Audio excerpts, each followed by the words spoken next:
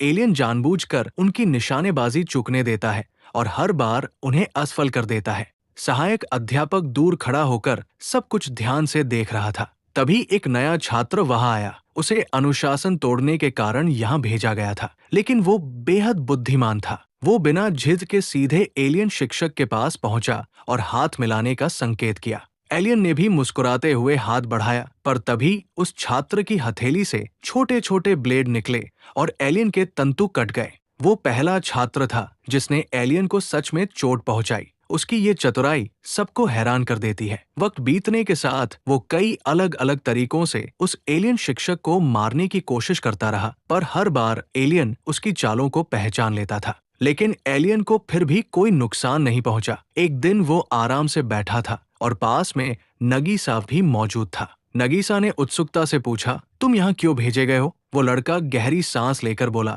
मैं पहले एक तेज और समझदार छात्र था, अपने शिक्षक का पसंदीदा। एक दिन मैंने देखा कि मेरे सहपाठी तुम्हारी कक्षा के एक छात्र को बुरी तरह मार रहे थे।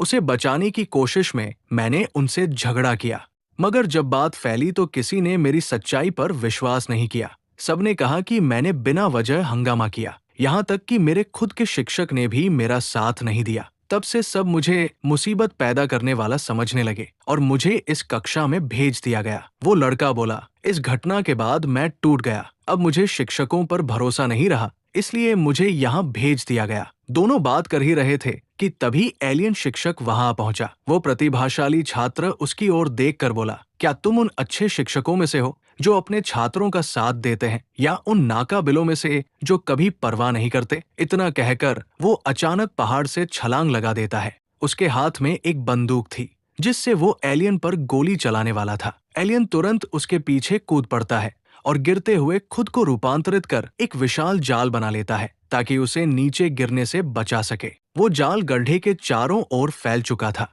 वो होनहार छात्र उसी पर आकर गिरा और मुस्कुराते हुए बोला, ओह, तुमने साबित कर दिया कि तुम एक सच्चे शिक्षक हो। इसके बाद दृश्य बदलता है। अब चांद के नष्ट होने की घटना को 2 महीने बीत चुके हैं, लेकिन सरकार ने अब तक कोई ठोस कदम नहीं उठाया। ये एलियन शिक्षक इस समय जापान में रह रहा था। तभी विदेशी देशों ने उसे खत्म करने के लिए जापान पर मिसाइलें दाग दी, मगर उस एलियन ने अपने ही बल से सभी मिसाइलों को रोक लिया। दूसरी ओर दृश्य में सहायक अध्यापक दिखता है जो सेना के प्रमुख से किसी गुप्त योजना पर बातचीत कर रहा होता है। वो सेना प्रमुख से कहता है, इस कक्षा के छात्र इतने साहसी हैं कि वे मिलकर उस एलियन से मुकाबला कर सकते हैं, इसलिए मैं उनकी टीम में एक नया सदस्य शामिल कर रहा हूँ। अगले दिन कक्षा में एक नया छात्र दिखाई देता है, लेकिन वो इंसान नहीं बल्कि कृत्रिम बुद्धिमत्ता वाला रोबोट था। वो एक बड़े बॉक्स में रखा गया था जिसमें तरह तरह के आधुनिक हथियार लगे थे। दरअसल उसे खास तौर पर उस एलियन शिक्षक को मारने के लिए बनाया गया था।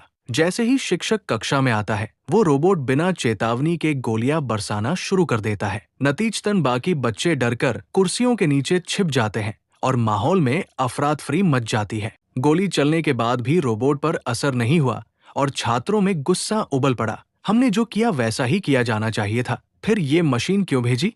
बेइज्जती महसूस कर वे रोबोट को जंजीरों से बांध देते और उसके सारे हथियार निष्क्रिय कर देते।